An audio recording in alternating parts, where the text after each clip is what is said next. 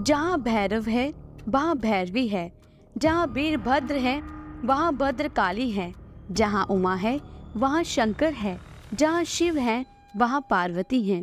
शिव और शक्ति प्रेम का प्रतीक हैं। नमस्कार दोस्तों, स्वागत है आपका एक बार फिर हमारे चैनल धार्मिक राह में। तो दोस्तों, आज की इस वीडियो में हम भगवान शिव और माता पार्वती जी के जीवन से जुड़े कुछ अनसुने रहस्यों के बारे में बात करेंगे। वीडियो में आगे बढ़ने से पहले अगर आपने हमारे चैनल को अभी तक सब्सक्राइब नहीं किया है तो चैनल को सब्सक्राइब करके बेल आइकन के बटन को जरूर प्रेस कीजिएगा। तो चलो बिना देरी किए आज के विषय को शुरू करते हैं। दोस्तों, जैसा कि हम जानते ही हैं कि माता सती जी ने अपने पति अर्थात भगवान शिव के अपमान किए जाने पर माता सती जी ने अग्नि में अपना शरीर त्याग दिया। अपनी पत्नी की मृत्यु से क्रोधित होकर भगवान शिव ने सब कुछ नष्ट कर दिया। वो कैलाश पर जाकर घोर तपस्या में लीन हो गए, वैरागी बन गए। उन्होंने कभी किसी दूसरी स्त्री के बारे में सोचा तक नहीं, क्योंकि भगवान शिव का मिलन सिर्फ शक्ति से ही हो सकता है। बिना शक्ति के शिव अधूरे हैं, एक शव की तरह। तो शिव और शक्ति जो है, दीज आर टू अपोजिट्स। एक फेमिनिस्ट प्रिंसिपल है और दूसरा मैस्कुलिन प्रिंसिपल है। इसका मतलब सिर्फ स्त्री और पुरुष नहीं है। These are just different energies, these are opposite energies जो एक दूसरे के साथ मिलके ही पूरा होल क्रिएट करती हैं, एक दूसरे के पूरक हैं। माता सती जी ने जब आगे चलकर पार्वती के रूप में जन्म लिया था तो उन्होंने बहुत कठिन तपस्या की थी ताकि वह भगवान शिव को अपने पति के रूप में पा सके। और महाशिवरात्रि के दिन उनका विवाह हुआ। शिव और शक्ति का फिर से मिलन हुआ। आज भी जब दो लोग सनातन धर्म के हिसाब से विवाह करते हैं तो अग्नि देव को साक्षी मानकर एक दूसरे को वचन देते हैं। हर कपल ये उम्मीद रखता है कि उनका भी प्रेम भगवान शिव और माता पार्वती जी की तरह हो, एक दूसरे के लिए अत्यंत प्रेम हो, भगवान गणेश जी और कार्तिकेय सहित एक भरा भूरा परिवार हो और जरूरत पड़ने पर एक दूसरे की ढाल बनकर खड़े हो सके। माता सती जी राजा दक्ष की बेटी और भगवान शिव की पत्नी थी, लेकिन राजा दक्ष ने भगवान शिव को कभी नहीं अपनाया। एक बार की बात है जब दक्ष ने एक यज्ञ किया जिसमें उन्होंने सभी देवों को बुलाया, परंतु अपनी बेटी और भगवान शिव को नहीं बुलाया। देवी सती जी को जब इस बात का पता लगा तब उन्होंने भगवान शिव से कहा कि वह भी इस यज्ञ में जाना चाहती हैं। उनका मानना था कि एक बेटी को अपने पिता से बुलावे की जरूरत नहीं है, लेकिन भगवान शिव ने उन्हें जाने से मना कर दिया। भगवान शिव की इस बात पर माता सती जी को बहुत गुस्सा आया। उन्हें लगा जैसे कि महादेव जी उन्हें सृष्टि की माँ की तरह समझ ही नहीं पा रहे हैं। क्रोध में और अपनी ताकत का प्रदर्शन करने के लिए माता सती जी एक एक करके आदि शक्ति के सभी रूपों को धारण करने लगी। समुद्रों में तूफान आ गया, पहाड़ हिलने लगे, पूरा संसार शक्ति और क्रोध के आगे झुक गया। ऐसा कहा जाता है कि भगवान शिव ने बचाने की बहुत कोशिश की, परंतु माता शक्ति जी ने हर बार महादेव जी को अलग अलग दिशाओं में जाने से रोक दिया। देवी शक्ति ने 10 अलग अलग महाशक्तिशाली रूपों को धारण कर लिया और 10 दिशाओं से भगवान शिव का रास्ता रोक लिया। इन्हीं 10 रूपों को 10 महाविद्या कहते हैं और इन 10 रूपों का अपना अलग अलग नाम, गुण, साधना और मंत्र होते हैं। इन 10 रूपों में से देवी के कई ऐसे रूप हैं जिन्हें कई तांत्रिक और अघोरी पूजते हैं। अघोर शिव वो जो भूतों के राजा कहलाते हैं, जो वैरागी हैं और शमशान में रहते हैं, अपने शरीर पर भस्म लगाते हैं।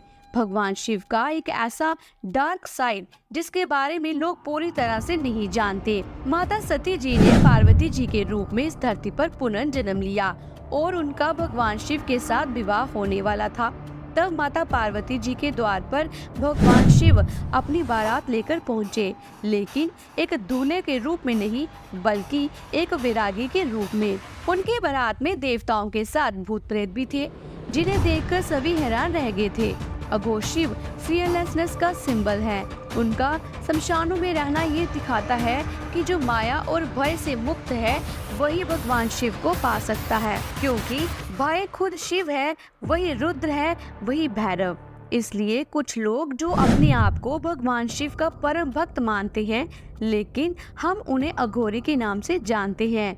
भगवान शिव की साधना में ये अघोरी सालों तक किसी से नहीं मिलते। वो अक्सर शमशानों में ध्यान लगाते हुए दिखाई देते हैं। वो इंसानी मांस को खाते हैं। प्रकृति से बनी किसी भी चीज को खाने से वह घबराते नहीं है। उनका मानना है कि संसार में कुछ भी अच्छा या बुरा नहीं होता। जो है वो सिर्फ प्रकृति है, जो है वो सिर्फ शिव है। कैलाश पर्वत पर एक दिन देवी पार्वती जी बहुत खुश थी। भगवान शिव को वहां अपने आसन पर बैठे देख वह उनके पास चली गई। वह भगवान शिव के पीछे खड़ी हो गई और उन्होंने अपने हाथों से उनकी आंखें बंद कर दी।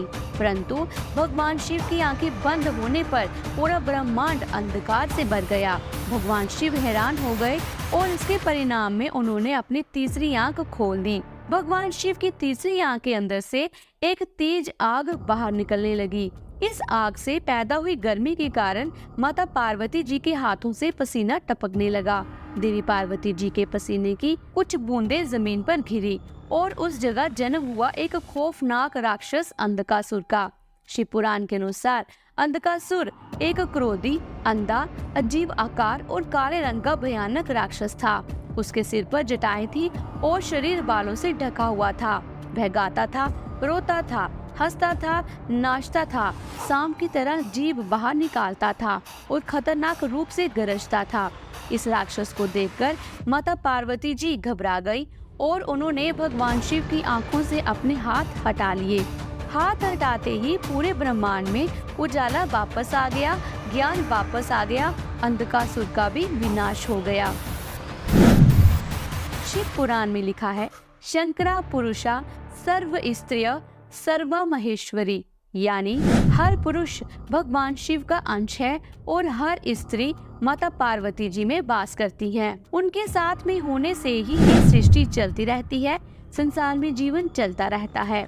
शिव पुराण में बताया गया है कि इस संसार को बनाने वाले ब्रह्मा जी ने जब रचना की थी, वे काफी समय तक इंतजार करते रहे और जीवन आगे बढ़ नहीं पा रहा था। पशु पक्षी सब वैसा का वैसा ही रहा। तब ब्रह्मा जी ने भगवान शिव की आराधना की। उनसे पूछा कि ऐसा क्यों हो रहा है। महादेव जी ने उन्हें बताया कि जो भी जीव ब्रह्मा जी ने बनाए हैं वह सब नर है, यानी कि मेल है, और क्रिएशन के लिए एक मेल और फीमेल का मिलन होना जरूरी है। महादेव जी ने तब ब्रह्मा जी को समझाने के लिए अपना अर्धनारीश्वर रूप लिया। ईश्वर का वह रूप जो आधा पुरुष है और आधा स्त्री।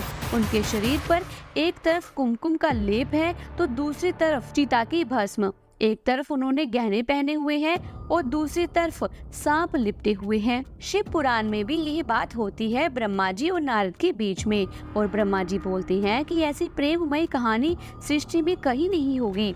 उन्होंने क्या क्या नहीं सहा, और जैसे पुराणों में लिखा गया है कि उन्होंने कई बार जन्म लिया है, तो माता शक्ति जी का कितना एफर्ट है भगवान शिव के साथ जुड़ने का, और भगवान शिव में कितनी सहनशीलता है रुकने की, कि उन्हें पता है कि आदि शक्ति आएंगी तब तक वह वैराग्य में रहते हैं। एक निस्वार्थ प्रेम की जो परिभाषा है ना, वह शिव और शक्ति है। उनका ये रूप स्त्री और पुरुष के कंबाइंड फॉर्म को रिप्रेजेंट करता है।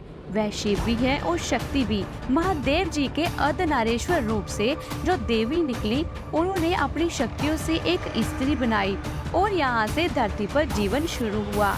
भगवान शिव का कोई एक रूप नहीं है, कोई शुरुआत नहीं है और कोई अंत नहीं है। तो दोस्तों, आज की दी हुई जानकारी अगर आपको अच्छी लगी हो तो वीडियो को लाइक करें, शेयर करें और कमेंट बॉक्स में हर हर महादेव जरूर लिखिएगा। और ऐसी और वीडियोस के लिए हमारे चैनल को सब्सक्राइब जरूर कीजिएगा। जल्दी मिलती हूँ एक नई धार्मिक वीडियो के साथ। तब तक के लिए हर हर महादेव।